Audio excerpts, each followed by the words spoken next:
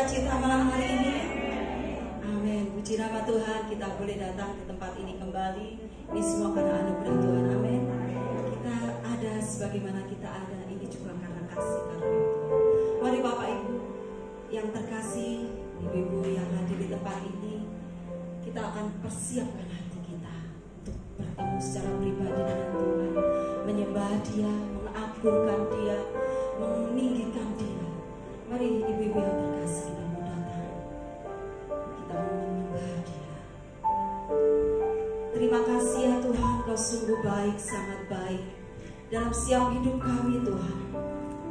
Kau pelihara, Engkau mengasihi kami, Engkau menjaga kami, bahkan Tuhan Kau memberkati setiap kami. Malam hari ini Tuhan, Kau melihat setiap kami yang hadir. Engkau melihat setiap kesungguhan hati kami Tuhan. Kami rindu menyembah Engkau, kami rindu mengagungkan Engkau, karena kami tahu Allah yang kami sembah adalah Allah yang hidup, Allah yang dahsyat, Allah yang penuh kuasa. Dan kami bangga Tuhan kami punya Allah seperti itu. Inilah hidup kami Tuhan, inilah hati kami. Malam hari ini kami mau berserah penuh, duduk di bawah kaki-Mu, menyembah Engkau, mengagungkan Engkau, karena hanya Engkau Tuhan yang layak terima segala. Terima kasih ya Yesus, urapi siap kami Tuhan. Kami serahkan ibadah wanita pada malam hari ini ke dalam tangan kuasa. Biarlah Roh-Mu yang berajar, Roh-Mu yang akan memberkati siap kami, Roh-Mu yang akan mengurapi dan melawat siap kami. Terima kasih ya Yesus, terima kasih ya Tuhan. Kami siap Tuhan Kau urapi, kami siap Tuhan Kau lawat, kami siap Tuhan Kau jawab. Inilah hidup kami Tuhan, inilah hati kami. Kami mau menyembah Engkau. Terima kasih ya Yesus. Hanya di dalam nama Yesus yang siap memuji Tuhan dan menyembah Tuhan, bersama-sama katakan amin. Mari ibu-ibu yang terkasih, ibu-ibu yang diberkati Tuhan, malam hari ini kita mau persembahkan hidup kita. Kita akan puji Tuhan, kita akan sanjung Dia, kita akan sembah Dia. Itulah Tuhan berkuasa.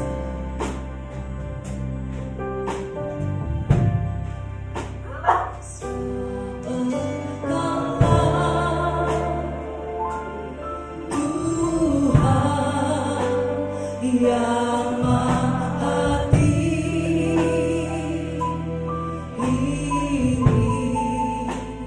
Kau dimuliakan atas segala alam. Inilah kerinduan siap kami Tuhan.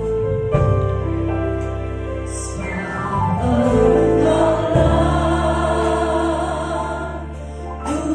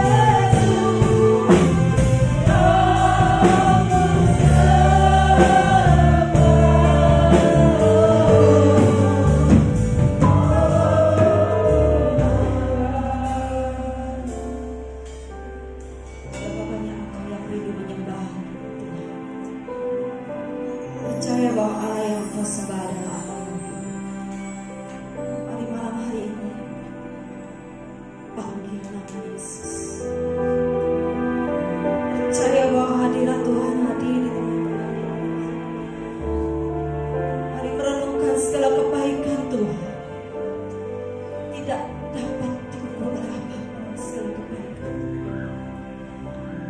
Inilah Tuhan tanda ucapan syukur kami di hadapan.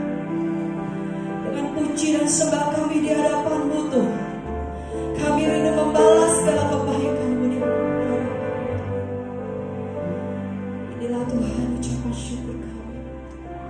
Terima kasih Yesus. Mari kita akan pujikan dengan lembut. Tanda syukur-Mu di hadapannya. Panggil namanya Tuhan, aku mau menyembah Engkau malam hari ini. Karena aku percaya Tuhan Kau hadir di tengah-tengah kami. Roh-Mu ada di tengah-tengah kami. Roh-Mu mengurapi siap kami. Roh-Mu melawan siap kami.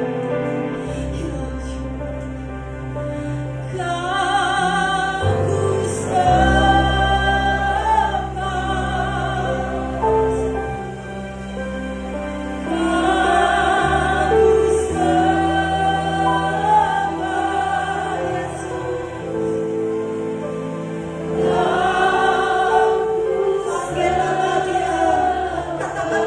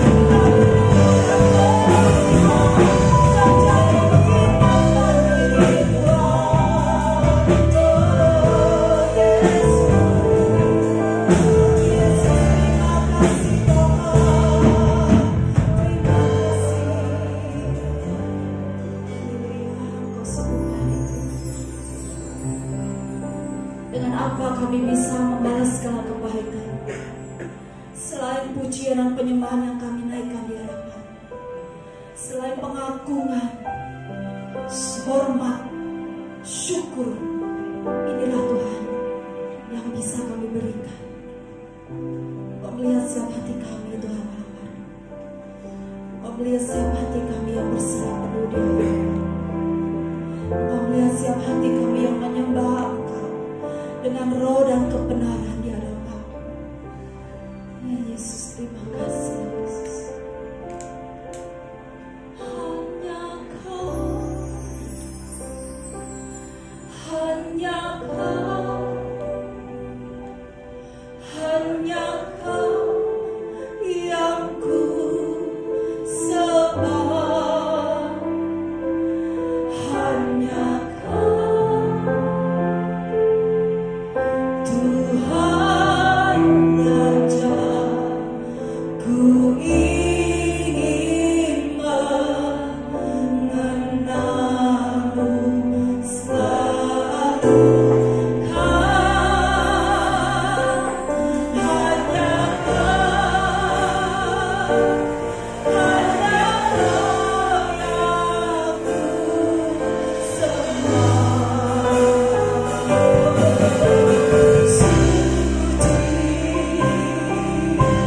Suci, layak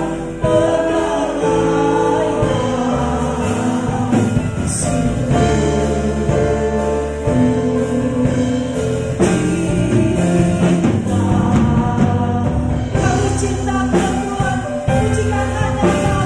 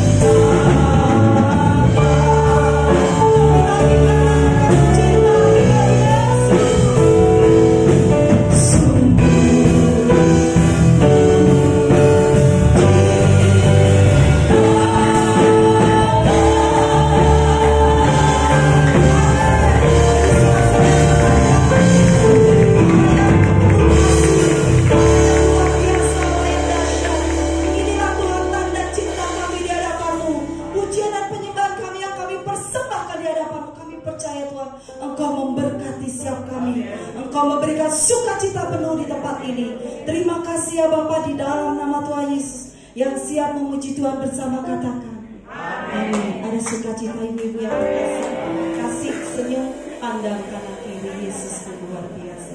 Amin. Ya. Mau memuji Tuhan? Mari kita mau bersukacita karena Yesus sumber sukacita kita.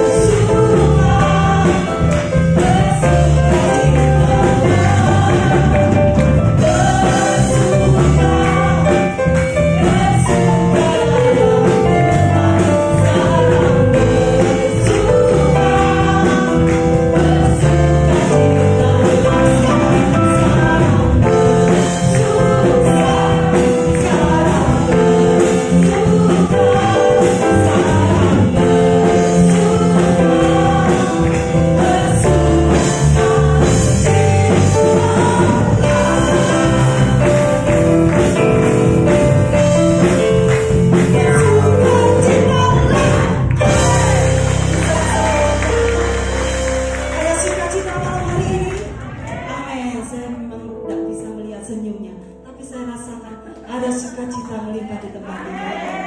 Silakan duduk. Yes. Kita akan dengarkan persembahan pujian dari Ibu Yeni Novita. Oh, Bu Ile, saya persilakan.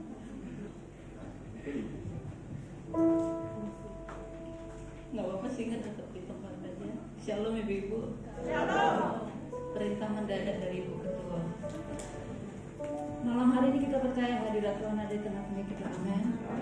Tuhan ada di tengah-tengah kita. Mari kita menikmati waktu ini. Mari kita menikmati lebih lagi kehadiran Tuhan dalam hidup kita. Mari kita mendekat lebih lagi. Apa yang Tuhan punya, Tuhan sudah persiapkan untuk kita nikmati. Kami ada di tempat ini Tuhan, sebab kami tahu kami perlu Engkau lebih dari apapun. Kami ada di tempat ini sebab kami tahu Engkau mengenal kami lebih dari siapapun. Izinkan kami mendekati kaki-Mu. Izinkan kami mendekat Tuhan. Izinkan kami mendekat.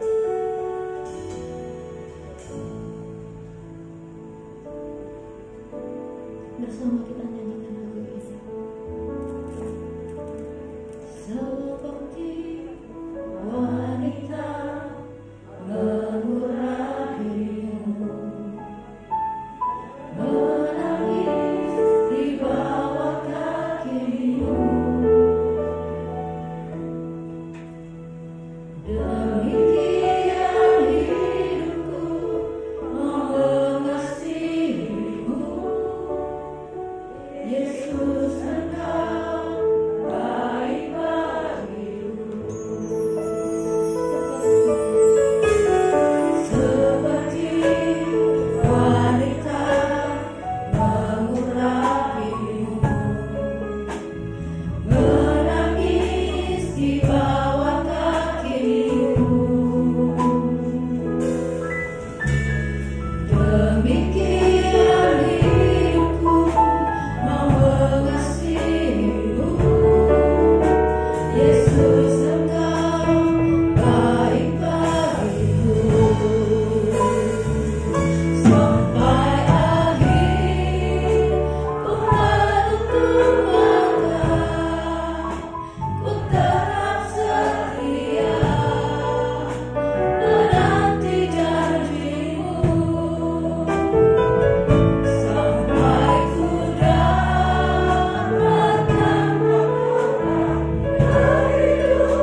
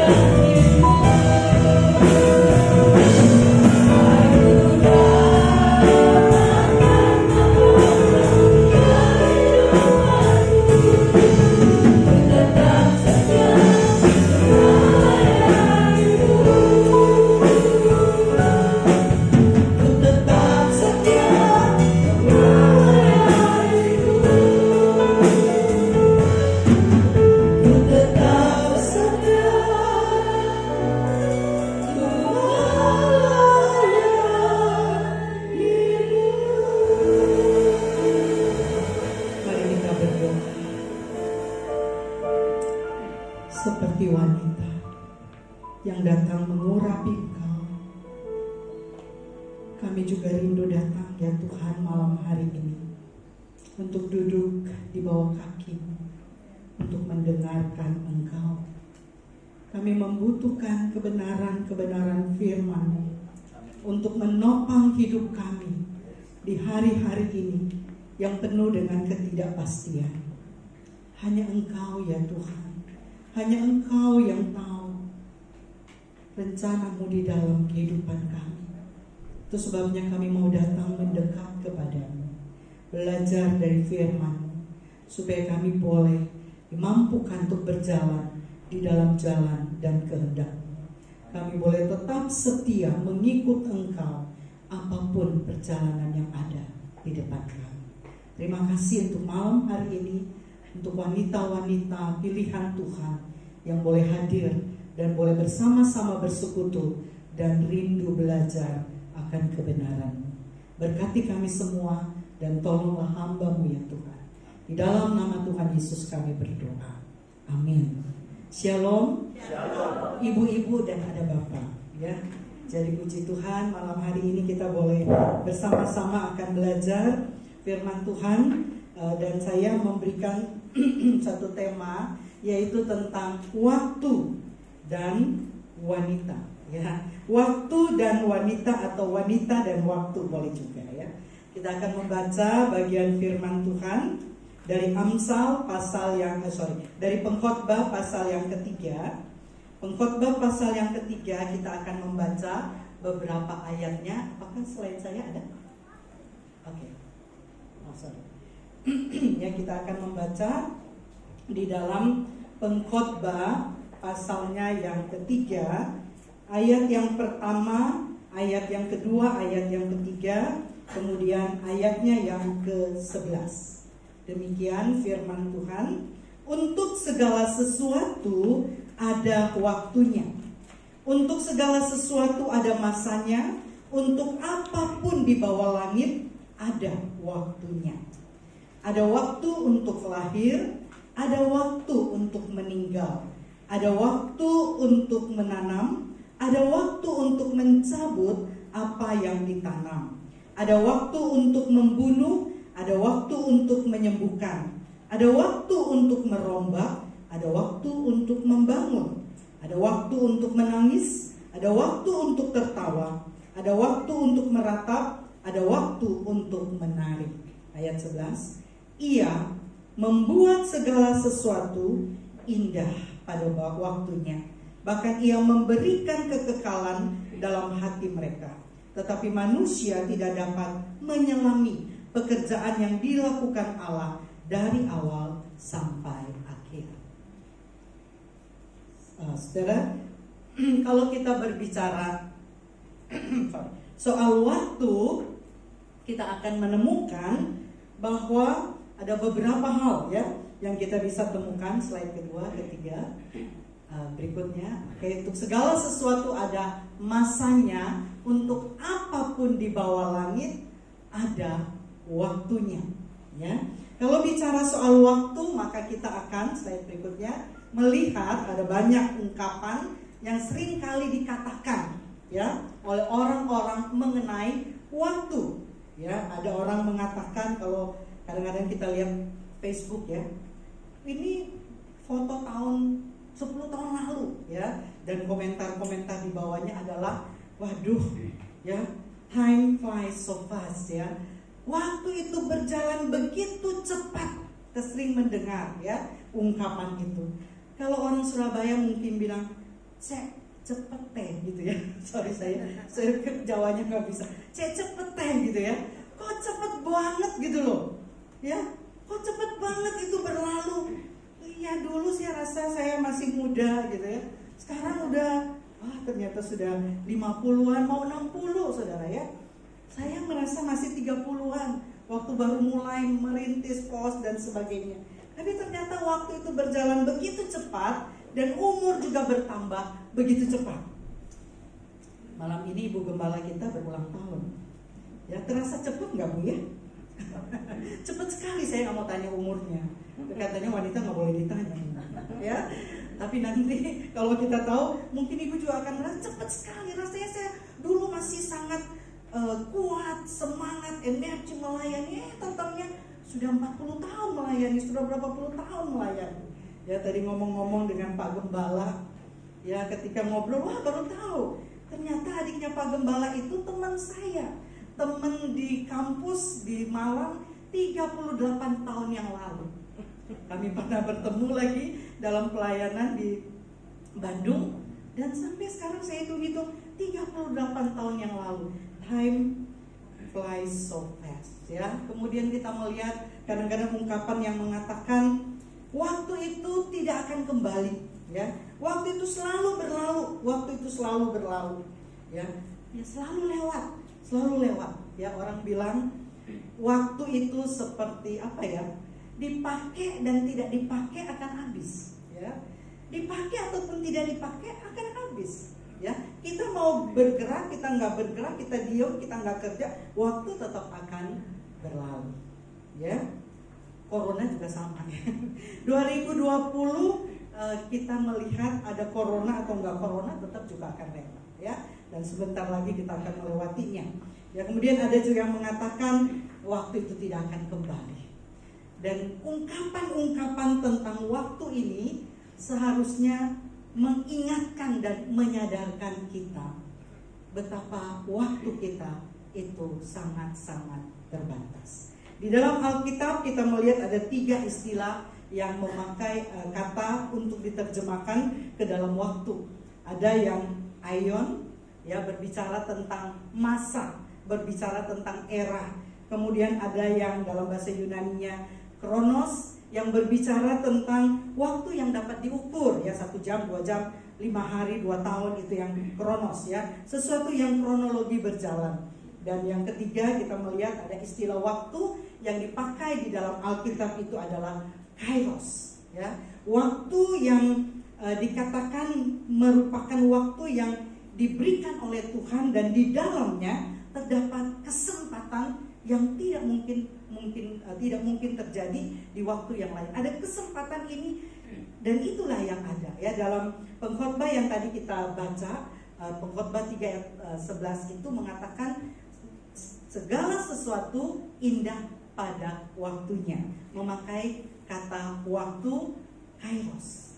Kairos itu tidak selalu akan datang, ya.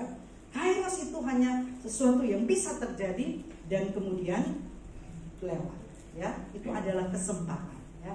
Saudara, ketika memikirkan tentang waktu, dan kenapa saya memikirkan tentang waktu pada akhir-akhir minggu ini atau akhir bulan ini, karena saya menemukan jam atau waktu kita akan berhenti satu saat, ya.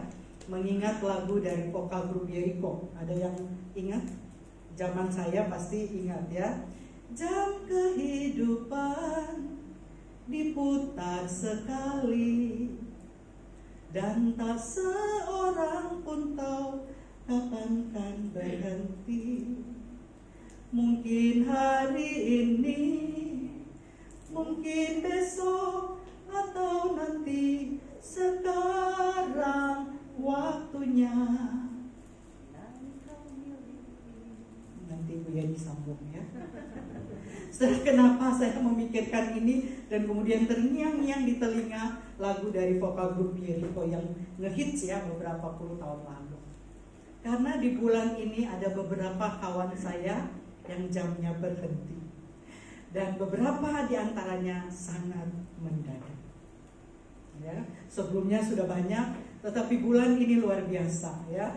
Di minggu kedua di tanggal 5 itu saya mendapatkan berita pagi-pagi seorang teman, seorang hamba Tuhan, ya, tiba-tiba saja pergi. Malamnya masih khotbah loh, masih khotbah persekutuan doa, masih sehat, masih bugar, ya, badannya juga bagus gitu, ya. Pagi-pagi dia jalan pagi, Pak Pendeta ini, ya, Pak Pendeta Heri, jalan pagi di Lampung. Tiba-tiba dia merasa sesak napas.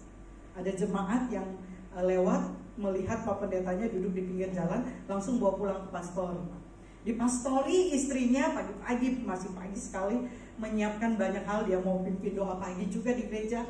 Jadi dia suruh suaminya udah istirahat aja, dibikinin teh manis, nanti pulang doa pagi kita ke rumah sakit. istrinya pulang dari doa pagi, suaminya sudah nggak ada, sudah dibunuh. Masih muda, saudara, 43 tahun. 6 hari kemudian, ya, seorang teman saya namanya sama, Harry, ya. Saya lama, tidak terlalu lama sih, Oktober kemarin masih kontak-kontak sama beliau karena dia supplier kain. Jadi kalau saya perlu apa, saya kontak dia. Masih kontak-kontak di bulan Oktober, tidak pernah dengar dia sakit, walaupun dulu ada sakit pernah berat. Tiba-tiba hari Rabu itu seorang teman dekat yang juga berteman banget karena dia majelis bersama-sama kita dulu merintis gereja. Dia WA saya mengatakan, "Ibu, saya kehilangan seorang teman yang sangat baik." Saya pikir dia punya banyak teman. Saya tanya siapa, dan saya kaget ketika dia mengatakan si Harry. Ya, sudah dalam waktu hanya 6 hari dan mendadak, karena 3 hari sebelumnya ternyata dia terpapar COVID dari sopirnya. Itu 1 minggu tanggal 5 sampai tanggal 11 ya. Kemudian banyak lagi, ya ada beberapa lagi yang mendadak. Termasuk tadi siang saya masih dapat telepon dari seorang jemaat yang ada di Luwu. Saudara, kalau saya ke Luwu, pelayanan di Sulawesi Tengah itu tinggal di satu keluarga yang sangat baik ya. Beberapa hari yang lalu suaminya meninggal COVID. Dan sore tadi seorang mantan majelis menelpon mengatakan, "Bu, doakan istri dari bapak yang baru meninggal itu sekarang juga terpapar COVID." Saudara, dan begitu banyak. Itu membuat saya berpikir tentang waktu yang Tuhan berikan kepada kita. Waktu yang sangat terbatas. Apa yang bisa kita lakukan di tengah-tengah waktu yang demikian ini? Apa yang dapat kita isi dengan waktu-waktu yang sangat terbatas dan kita tahu kapan saja jam itu akan berhenti. Saya memikirkan dengan serius apa yang harus saya lakukan dan apa yang akan saya lakukan untuk waktu yang Tuhan masih berikan sampai hari ini. Saudara, khususnya kita sebagai ibu-ibu, ya. Satu kali seorang pengurus dia mengatakan, "Ibu bawa firman dalam pasutri ya." Terus karena terngiang-ngiang di dalam pikiran waktu yang terbatas, saya bilang, bagaimana kalau di pasutri kita memikirkan firman Tuhan tentang bagaimana judulnya ya, saya usulin. Judulnya adalah bagaimana mempersiapkan diri kalau pasangan kita meninggal mendadak. Pengurus itu bilang, "Duh, cek sereme. Kok judulnya cek sereme gitu ya? Kok serem banget? Ibu jangan bicara gitulah gitu ya. Jangan bicara itulah. Bicara aja gimana ya kita pikir-pikir. Oh, bagaimana kita gunakan waktu yang masih ada bersama pasangan. Oh iya, lebih bagus itu ya daripada yang serem-serem gitu ya. Nanti di sini juga jadi serem gitu ya. Tapi dalam pemikiran saya adalah bagaimana ketika kita tahu waktu kita terbatas, maka kita harus mempergunakannya dengan penuh hikmat, dengan penuh kesungguhan untuk supaya waktu kita tidak lewat dengan sia-sia. Ya, ketika kita tidak tahu kapan pasangan kita Tuhan akan panggil, saudara, kita kadang-kadang merasa masih banyak waktu. Saya masih muda, ya pasangan saya juga muda, sehat, tapi kita tidak tahu kapan. Tapi kalau kita sungguh-sungguh memikirkan hal ini, itu akan mempengaruhi sikap kita terhadap pasangan. Kita akan menghargai waktu. Dia mau marah-marah, biarinlah, nggak apa-apa gitu ya. Agak lebih mengalah gitu ya. Agak lebih udahlah. Nanti kalau dia pergi gimana? Gue sendiri gitu ya. Sama seperti yang istri dari yang teman yang meninggal yang mengatakan, "Ibu, saya baru sadar sekarang." Anaknya dua-dua di Australia. Dia mengatakan, sejak suami saya di rumah sakit 3 hari yang lalu, saya betul-betul merasa sendirian. Dan apalagi setelah dia meninggal. Karena dia tidak mempersiapkan diri dengan baik. Dan dia mengatakan, sungguh-sungguh saya kehilangan orang yang kadang-kadang kalau masih ada bersama, kita anggap ya dulu gua lah ya. Tapi kalau kita sadar waktu kita sempit, lakukan yang terbaik. Ya, layani dengan sebaik mungkin. Ya, kita sebagai pasangan suami istri yang kita tahu waktu kita terbatas, tapi ketika kita tahu kita lakukan yang terbaik, itu akan meninggalkan satu kehidupan, satu kenangan yang luar biasa. Ya, oke, mari kita akan melihat bagian yang kedua itu adalah wanita dan waktu. Bagaimana kita bisa mempergunakan waktu kita dengan baik? Apa yang Tuhan inginkan untuk kita pakai di dalam waktu yang Tuhan berikan kepada kita? Saya mengambil contoh kisah Maria dan Marta di dalam Lukas pasal yang ke-10 ayat yang ke-38 sampai dengan ayat yang ke-42. Ketika Yesus dan murid-muridnya dalam perjalanan, tibalah ia di sebuah kampung. Seorang perempuan yang bernama Marta menerima dia di rumahnya. Perempuan itu mempunyai seorang saudara yang bernama Maria. Maria ini duduk dekat kaki Tuhan dan terus mendengarkan perkataan Tuhan Yesus.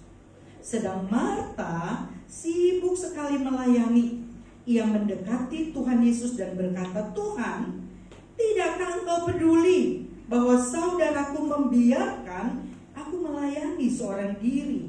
Suruhlah dia membantu aku." Tetapi Tuhan menjawabnya, "Marta, Marta, engkau khawatir dan menyusahkan diri dengan banyak perkara. Tetapi hanya satu saja yang perlu.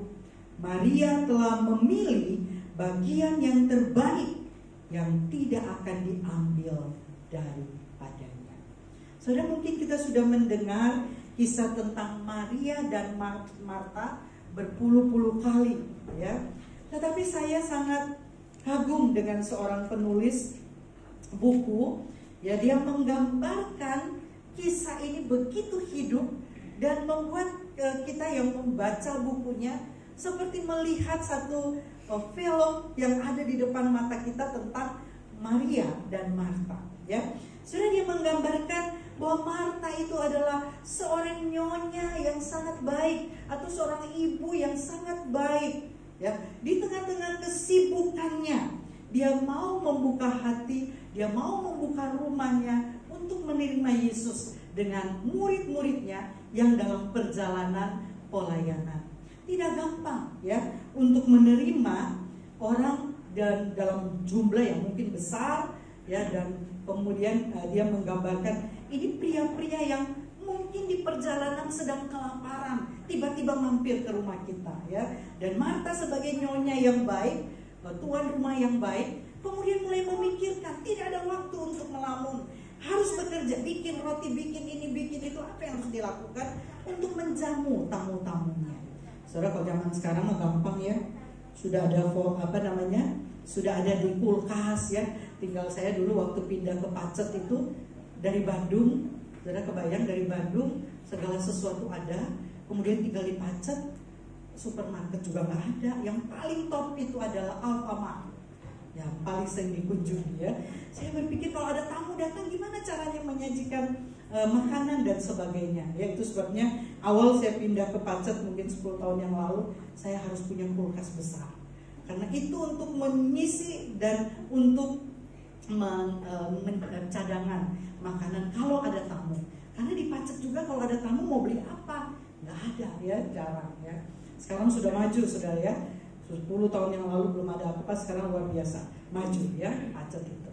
Saudara, kalau kita gampang, tapi Marta, ya, di zaman dulu, ya, roti mesti bikin sendiri, ya. Kalau mau panggang kambing, ya mesti motong.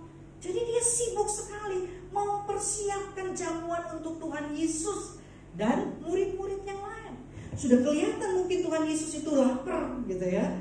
Dan dia harus buru-buru mengerjakan semua yang harus dia kerjakan di dapur. Ya, harus membuat roti, memotong kambing, harus mencari sayur dan sebagainya. Setelah kita melihat Marta itu melayani, ya, mempersiapkan makanan untuk tamu-tamunya, sibuk sekali, ya. Alkitab mengatakan sibuk sekali, ya. Dan kita melihat ketika Marta melayani, Maria ternyata duduk di bawah kaki Yesus. Saudara pernah mengalami hal ini? Dan di dalam Alkitab King James Version itu dikatakan di dalam ini dia sibuk melayani, dalam bahasa aslinya itu Hunger, ya, ayat 2 ayat 40. Itu tuh bukan cuma sibuk, tetapi seperti tertarik ke sana, tarik sini. Kita wanita-wanita sering nggak mengalami itu? Sangat sering. Pagi-pagi ditarik, anak mesti minta ini, ya, suami juga minta itu, ya. Kemudian cucian begitu banyak, setrikaan juga segunung. Aduh, itu namanya kesibukan seperti yang dialami oleh Martha. Hubert, jadi seperti ketarik sana, ketarik sini, dia pengen menyajikan yang terbaik untuk Tuhan Yesus. Dia pengen melayani Yesus dan murid-murid itu dengan serving the best, ya. Tetapi dia kekurangan tenaga mungkin, ya. Dia tidak sanggup melakukannya dalam waktu itu, hingga akhirnya dia merasa jengkel melihat siapa? Maria kok ya apa sih? Bukannya bantu di dapur gitu ya, malah duduk di situ dengerin Tuhan Yesus. Akhirnya dia komplain lah, ya. Kita sering mengalami sebagai wanita, ya, kekurangan waktu, ya. Tidak cukup waktu kita untuk mengurus rumah tangga yang kecil saja. Apalagi kalau kita bekerja di luar, apalagi kalau kita jadi wanita karir. Kebayang gak Hubert, ya, bercati ke sana, belum urusan dengan bos belum selesai, urusan dengan anak PR, apalagi online. Waduh, mamanya nggak ngerti kabeh, gitu ya. Gimana ini kotak-kotak harus dihitung, ya, bingung, ya. Termasuk saya juga kadang-kadang pusing, gitu ya. Belum tugas kuliah selesai, belum ini selesai di gereja juga, dan begitu, ya. Dan kalau kita lihat orang nganggur, rasanya emosi itu sudah naik sampai ke lubuk. Itu yang dialami oleh Martha, ya. Walaupun seolah-olah dia menyatakan dengan begitu lembut, ya, tapi dia suruh Tuhan, kenapa dia nggak tegur sendiri? Padahal ada Maria di situ, ya. Dia tidak tegur sendiri, dia minta Tuhan Yesus untuk menegur Maria. Kenapa Maria ini nggak peduli? Dia sudah sibuk, dia sudah mengerjakan begitu banyak dan dia hanya duduk.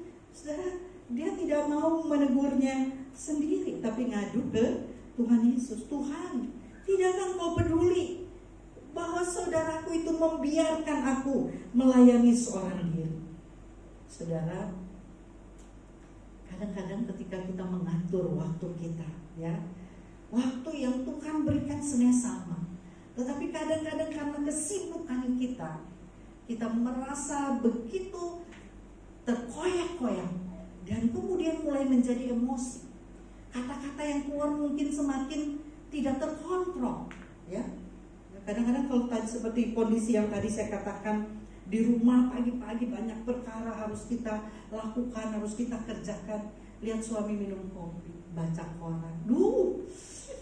Ya ampun ya. Kalau kita yang dulu mungkin kita sengaja ambil apa? Piring dan bang. Kata suaminya, kenapa Pak? Kenapa Mak? Ya nggak apa-apa. Pura-pura nggak apa-apa gitu ya, sengaja padahal ya, untuk menarik perhatian. Saudara, itu yang kita bisa alami. Ya, ketika kita kemudian tidak bisa mengontrol waktu dan apa yang mesti kita lakukan, apa yang mesti kita prioritaskan, seringkali itu membuat emosi kita menjadi meledak-ledak. Nah, saudara, kemudian menarik sekali Tuhan Yesus menjawab Martha. Yesus tidak menyalahkan Maria, ya. Nah, kita di sini belajar tentang penggunaan waktu, ya. Melayani perlu waktu, tetapi mendengari Yesus juga perlu waktu. Ya, kemudian dalam ayat 41 Yesus mengatakan, Martha, Martha, engkau khawatir dan menyusahkan diri dengan banyak perkara, tetapi hanya satu saja, ya, slide berikutnya, hanya satu saja yang perlu, dan Maria sebelumnya telah memilih bagian yang terbaik. Maria telah memilih bagian yang terbaik. Sampai di sini ketika kita merenungkan bagian ini, mungkin kita berpikir, apakah hanya mendengar firman Tuhan itu yang terbaik, kemudian melayani tidak baik, atau kemudian melayani tidak perlu, hanya dengar firman Tuhan terus saja dan tidak melakukan apa-apa? Tentu Tuhan Yesus tidak bermaksud demikian. Ya, Yesus hanya mengingatkan kita satu hal yang penting sekali di dalam hidup kita. Mungkin Yesus bisa mengatakan, kalau dalam kehidupan real ya, mungkin Yesus bisa mengatakan kepada Marta, nggak usah 5 macam sayur ya, 1 macam saja cukup ya, nasi sama 1 macam cukup, kami ini lapar, nggak perlu yang macam-macam yang mewah-mewah, nggak perlu, cukup roti dan sup saja sudah, kami juga sudah kenyang. Ya, dengan kata lain Tuhan Yesus mungkin ingin mengingatkan, tidak masalah, jangan permasalahkan makanan, telat menyajikan, kurang jumlahnya atau kurang menunya, bukan itu. Seolah-olah Yesus ingin mengatakan, aku loh datang mampir ke sini untuk menemui engkau. Aku loh datang ke sini mementingkan engkau. Bukan mencari makanan, bukan mencari jamuan, tapi aku loh mampir karena aku mau bertemu dengan engkau sebagai sahabat, sobat ya, yang mereka dikatakan sangat dekat ya, Maria, Marta, dan kemudian dengan Tuhan Yesus. Saudara, Yesus seolah-olah ingin mengatakan, bukan itu tidak perlu ya, tetapi pentingkan apa yang penting. Nah, dari sinilah kita akan belajar tentang konsep bagaimana kita memanage waktu kita, waktu yang Tuhan berikan kepada kita. Bagaimana kita bisa menggunakannya? Waktu yang kita tidak tahu masih panjangkah, atau sudah setengah panjangkah, atau sudah besok kita tidak tahu. Saya ingat waktu saya menikah hampir 20 tahun lalu. Waktu itu baru menikah, sudah umur ya, sudah agak umurnya nggak muda lagi ya, karena pelayanan dan karena belum dapat jodoh lah. Pokoknya umur 30-an, ya umur 30-an ya. Kemudian menikah dengan yang sekarang jadi suami saya. Dia sedang pelayanan misi ya di Jawa Barat, di satu desa di mana tidak ada orang percaya satupun. Dia tinggal di sana di tengah hutan, atau bukan hutan ya, di tengah kebun, membangun gubuk untuk bersosialisasi dengan masyarakat dan untuk menginjilinya. Akhirnya kami menikah untuk supaya kami bisa melayani bersama. Dan beberapa minggu mungkin setelah menikah, dia bilang begini, kalau kamu sudah menikah ya, kamu harus siap-siap menjadi janda.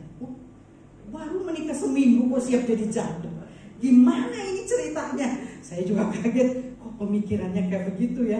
Dan dia kadang-kadang bilang, saya ini kan bapak saya umurnya pendek gitu ya, kemudian saya juga mau seperti Tuhan Yesus, umur 33 meninggal. Celaka, kata saya, gimana nih orang kayak begini?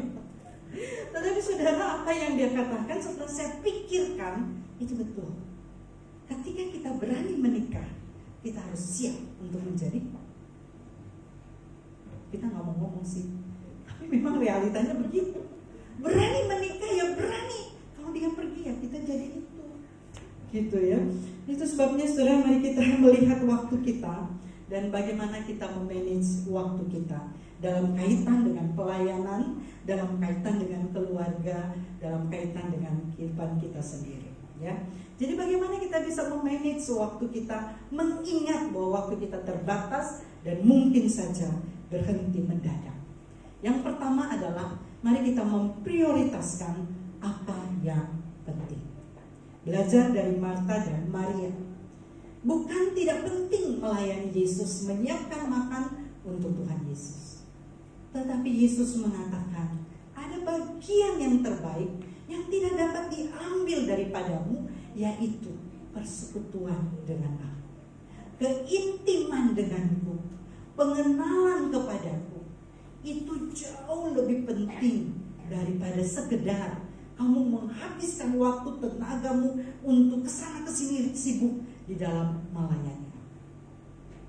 Saudara, first thing first gitu ya. Jadi yang paling penting yang menjadi prioritas kita ketika kita belajar dari kehidupan Maria dan Marta itu adalah bagaimana kita mengutamakan ya persekutuan pribadi kita dengan Tuhan, supaya kita makin mengenal Dia, makin mengenal kehendaknya, dan kita tidak akan kaget ya kalau kita sungguh dekat dengan Tuhan. apapun yang menimpa kita, itu tidak akan membuat kita kaget, berantakan, jatuh, dan sebagainya. Karena kita punya kekuatan bergantung kepada sahabat setia kita. Nah, itu perlu waktu. Seperti Maria duduk di bawah kaki Tuhan, ya. Belakangan ini saya membaca satu buku dan mendiskusikan bersama jemaat dalam persekutuan doa kami tiap minggu. Judul buku itu adalah Menuju Tempat yang Tenang. Itu ditulis oleh seorang wanita, dan memang khusus juga untuk wanita. Dia berbicara tentang bagaimana membangun relasi yang intim dengan Tuhan. Tujuan kita devosi, tujuan kita saat teduh, tujuan kita untuk bermeditasi, itu akan sangat penting, dan itu yang harus kita utamakan dalam hidup kita. Kalau kita punya hubungan yang baik dengan Tuhan, dia mengatakan kita semakin kenal Tuhan, kita semakin bisa menyucikan diri, kita bisa juga kuat menghadapi berbagai tantangan dan kesulitan. Bahkan dikatakan kita bisa mendengar petunjuk-petunjuk dari Tuhan. Kalau kita hubungannya gak baik, bagaimana kita bisa kenal dia? Bagaimana kita bisa menjadi seperti Yesus? Bagaimana kita bisa tahu apa yang Tuhan mau? Tidak mungkin. Kalau hubungan kita jauh, kita gak bisa. Tapi kalau hubungan kita erat, intim, maka kita akan memahami.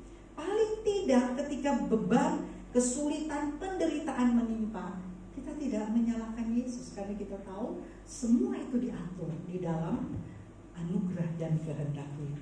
Saudara, dan di dalam buku itu membahas bagaimana kita setiap hari harus mempersiapkan konsisten waktu untuk bersama dengan Yesus. Membaca Alkitab, memuji Tuhan di tempat yang tersembunyi, tempat yang terpencil. Kenapa? Karena kita tidak mau diganggu kalau kita sedang bersama dengan Yesus. Sebenarnya ini juga merupakan kunci, ya, keberhasilan dari pelayan-pelayan Tuhan, karena Yesus melakukan itu dan dia mampu melayani dalam segala kesibukannya. Dia tidak tercabik-cabik ke sana sini. Kenapa? Karena dia punya persekutuan yang intim dengan Tuhan. Dia tahu dia harus tinggal di kota itu atau dia harus pergi. Dia tahu dia harus menyembuhkan orang ini atau tidak. Semua itu datang dari persekutuannya yang intim dengan Bapa. Ya, jadi itu hal pertama yang sangat penting di dalam kita menggunakan waktu kita yang kita tidak tahu sampai kapan.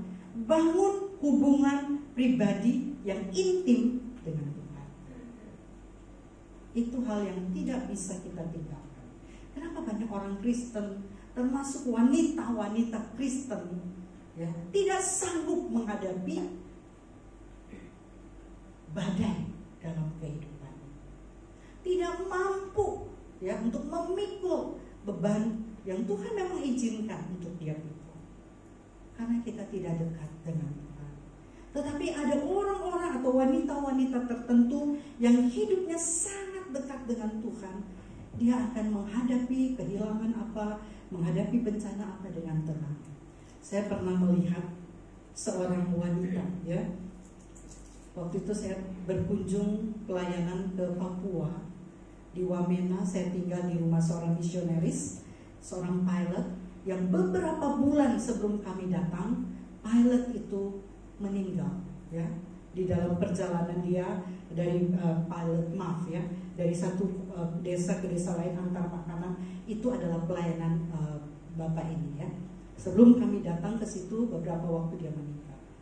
Tetapi ketika kami ketemu istrinya dengan 5 anak, seorang bule yang meninggalkan rumah yang mewah di luar negeri, datang ke Papua mengabdi, melayani Tuhan, saya berpikir, aduh, saya melihat muka yang kasihanan mungkin, ya. Ibu ini ditinggal dengan 5 anak di Papua, jauh sekali dari kampung halamannya. Tetapi ketika kami datang ke rumahnya, dia menyambut dengan baik, dengan senyum. Kita memasak bersama, makan bersama. Saya melihat kok, walaupun saya sudah mendengar ceritanya ketika jenazah suaminya diturunkan dari helikopter yang menemukan puing-puing kecelakaan itu di pegunungan Papua. Dia berlutut, dia sujud di lapangan terbang itu yang masih lapangan terbang perintis, dan dia berlutut di situ, dia menangis dan dia menyanyi, memuji Tuhan. Saudara, apa rahasianya? Kok iso gitu loh. Nah, waktu saya tinggal di rumahnya cuma 1 malam. Waktu malam subuh saya mau turun ke kamar mandi, saya melihat beliau duduk dengan Alkitab di tangannya, di bawah lampu. Dia ada berdoa dan terus membaca firman. Saya tahu itu sumber kekuatan. Itu sumber kekuatan. Ibu-ibu, kita tidak tahu apa yang akan kita alami. Tetapi kalau kita dekat dengan Tuhan, kita bersekutu-persekutuan, kita intim dengan Tuhan, apapun yang menimpa kita, kita tidak akan goyah. Bukan karena kita kuat, tetapi kita punya kekuatan dari Tuhan. Itulah sebabnya waktu bersekutu pribadi dengan Allah merupakan sesuatu yang harus kita pentingkan. Dan kemudian kita juga perlu waktu bagaimana dengan keluarga, pelayanan, dan sebagainya. Harus memilih mana yang prioritas dan mana yang harus dibuat.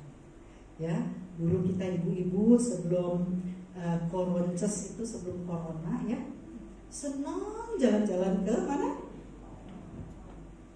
Ke pasar. Iya, ke pasar dan ke mall ya. Sekarang kita mulai mikir, apa yang nggak perlu ya udah nggak usah. Ya, cuman jangan sampai nggak ke mall, tetapi drakor terus. Drakor dari pagi sampai malam, yang ada kerjaan, stay at home, drakor aja. Masih bagus kalau drakor. Kalau sinetron, Jin and Jun, oh sudah nggak ada gitu. Yang gitu-gitu. Saudara, pilih waktu yang terbaik. Kita mau pakai baca Alkitab atau nonton drama Korea, sama-sama waktu kita habis kok. Tapi efeknya apa buat kita? Ya, efeknya apa? Apakah membangun kita, membangun rohani kita, membangun kekuatan jiwa kita, roh kita, atau malah membuat kita melempem dan jadi seperti apa yang ada di filmnya, bisa macam-macam dan sebagainya. Singkirkan yang tidak perlu. Saat ini kita perlu melakukan itu. Ketika COVID ini datang, saya yakin Tuhan punya maksud di dalamnya. Apa yang nggak perlu buang, ya, apa yang nggak perlu, tidak perlu dilakukan. Dan yang terakhir adalah waktu yang masih ada, pakai sebaik-baiknya. Ya, ketika kita masih punya pasangan, sayangi dia, hargai dia, cintai dia, hormati. Bagaimanapun keadaannya, biarlah kita dengan anugerah Tuhan terus berjalan bersama, mengasihi, menyatakan kasih kita. Ya, kemudian kalau kita masih punya anak-anak, punya orang tua, pakai waktu kita yang masih ada ini untuk melayani mereka dengan baik, untuk mengasihi, untuk mengabdi kepada orang tua yang masih Tuhan percayakan kepada kita. Ya, jadi ini yang menjadi kesimpulan kita pada malam ini. Mari kita mengatur waktu kita dengan sebaik-baiknya. Memanage waktu kita sebagai wanita. Kita memang banyak sekali kerjaan, tetapi jangan sekali-kali meninggalkan kebiasaan yang baik, bersekutu dengan Tuhan setiap pagi sebelum kita beraktivitas. Itulah yang akan memberi kita kekuatan. Mari kita berdoa. Bapa, kami bersyukur, kami berterima kasih. Malam ini Engkau boleh berbicara kepada kami bahwa waktu kami terbatas. Biarlah kami boleh belajar dari firman-Mu untuk bagaimana kami menggunakan waktu kami seperti yang Tuhan mau. Biarlah kami memilih seperti Maria, bagian yang terbaik yang tidak akan diambil daripadanya. Semua yang kami lakukan di dunia ini suatu saat akan lenyap. Tetapi biarlah persekutuan kami yang intim, yang indah, yang mendalam dengan Engkau akan kami bawa sampai pada kekekalan dan berjumpa dengan Engkau. Terima kasih Bapa. Tolong kami untuk terus memikirkan hal waktu kami, dan kami menggunakan yang ada dengan yang terbaik sesuai kehendak-Mu. Di dalam nama Tuhan Yesus kami berdoa. Amin. Mari kita akan menyanyikan. Aku mengasihi Engkau, Yesus.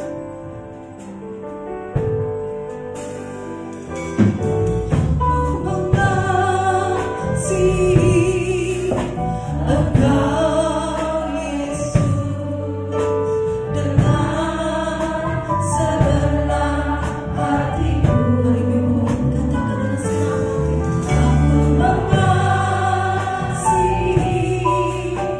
Engkau, Yesus, dengan segenap jiwaku.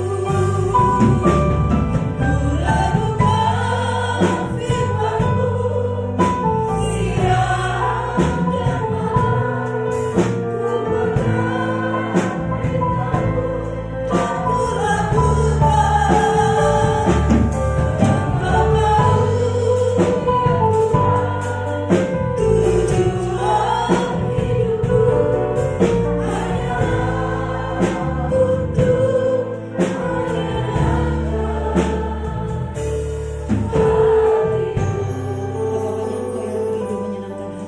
Tujuan hidupku hanyalah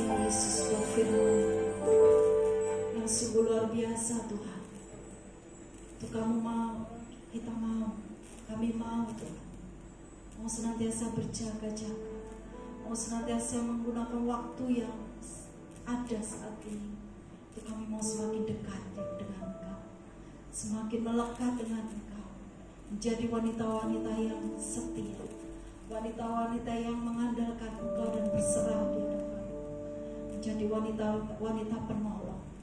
Terima kasih ya Bapa, terima kasih Tuhan. Kau berkati hamba-Mu yang sudah menyampaikan firman. Kami percaya kepakai hamba-Mu semakin hari semakin luar biasa. Dimanapun hamba-Mu berada, Tuhan, melayani Engkau boleh menjadi berkat bagi banyak orang. Terima kasih ya Bapa. Sebentar kami akan memberikan persembahan. Terima kasih ya Bapa. Kami siap Tuhan memberi, kami berdoa. Haleluya. Amin. Bersama-sama kita akan tutup ibadah kita malam hari ini.